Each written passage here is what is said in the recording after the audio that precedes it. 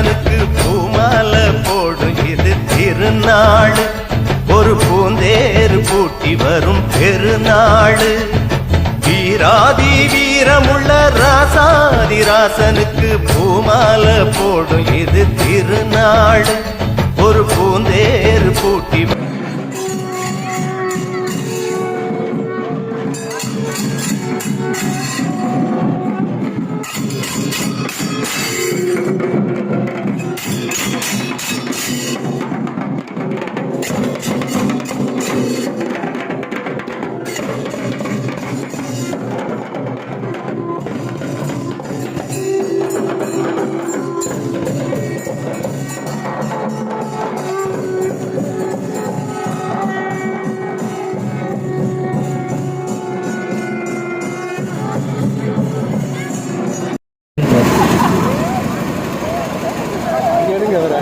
ஈஸின்னு மட்டும் நினைக்காதீங்க. உன்னை புரட்டி எடுக்கும்.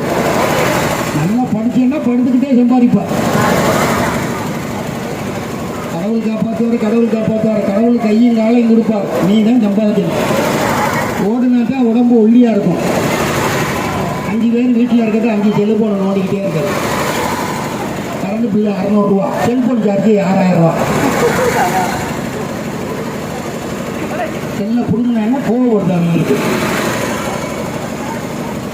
வீட்டுக்காரன் சாப்பிட கூப்பிட்டு வீட்டுக்காரமா வீட்டுக்குள்ளேயே சாப்பிட வாங்க ஃபோனில்.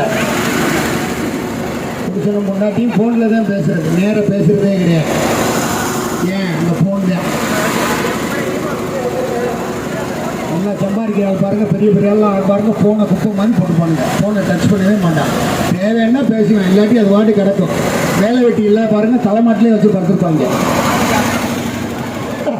வரும் பெருநாள் மாறாத அன்பு வச்ச மகராசி, மறையாத எண்ணம் வச்ச மீனாட்சி.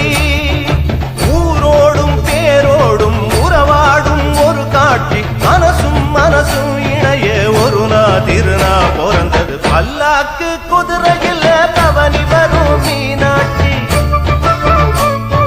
பாண்டியர் சொற்களிடம் பாசம் வச்ச ராசாத்தி.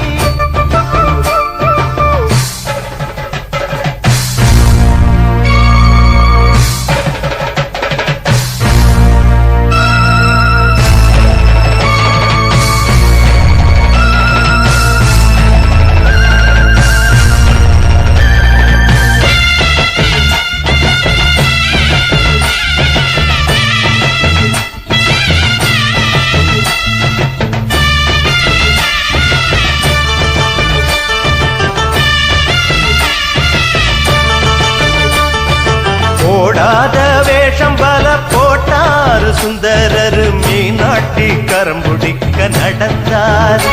பல மேடான பாதையெல்லாம் கடந்தார்.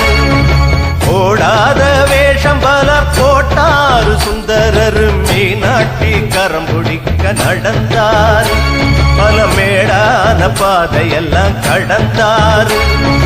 மறி போற மல்லு கட்ட துணிஞ்சாரு. மகராசி கண்ண கண்டு பணிஞ்சாரு.